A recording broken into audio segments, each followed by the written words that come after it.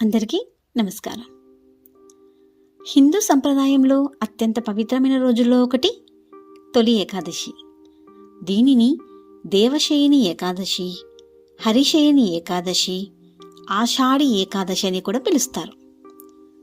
ఈ రోజు నుంచి శ్రీ మహావిష్ణువు యోగ నిద్రలోకి ప్రవేశిస్తాడని, అలాగే చతుర్మాసం ప్రారంభమవుతుందని పురాణాలు చెబుతున్నాయి.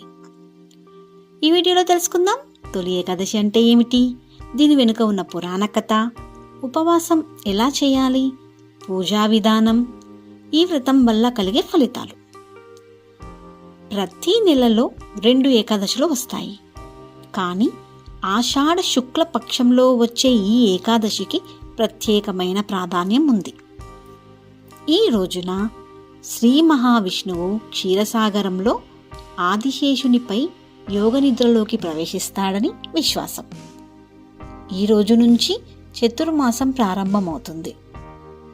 4 నెలల తర్వాత వచ్చే ప్రబోధిని ఏకాదశి నాడు విష్ణువు మేలుకుంటాడని పురాణాలు చెబుతాయి. పురాణ కథ. ఒకసారి మాంధాత మహారాజ రాజ్యంలో తీవ్రమైన కరువు వచ్చింది. రాజు మహర్షి అంగీరసుడిని ఆశ్రయించాడు. అప్పుడు మహర్షి దేవాశయని ఏకాదశి వ్రతం చెయ్యాలని సూచించాడు. రాజు ప్రజలందరితో ఈ వ్రతాన్ని ఆచరింపచేశాడు. అప్పుడు వర్షాలు కురిశాయి, పంటలు పండాయి, రాజ్యంలో సుఖశాంతులు నెలకొన్నాయి.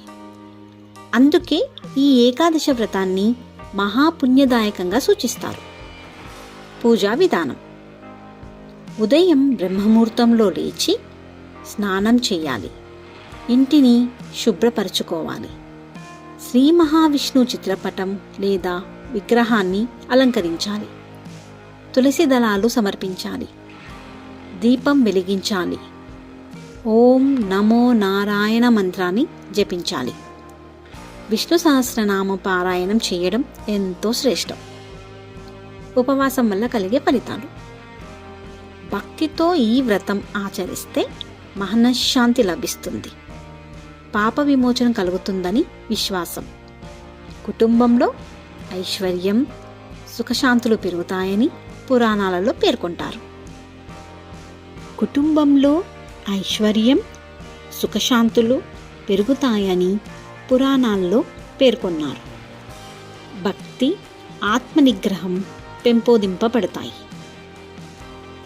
ప్రియమైన భక్తులారా, తొలి ఏకాదశి కేవలం ఒక ఉపవాస దినం మాత్రమే కాదు. ఇది భక్తి, నియమం, ఆధ్యాత్మిక సాధనకు నాంది పలికే పవిత్రమైన రోజు. ఈ వీడియో మీకు నచ్చితే లైక్ చేయండి, షేర్ చేయండి, మా ఛానల్ను సబ్స్క్రైబ్ చేసి పక్కనే ఉన్న బెల్ ఐకాన్ నొక్కండి. ఓం నమో నారాయణాయ నమః. Thank you.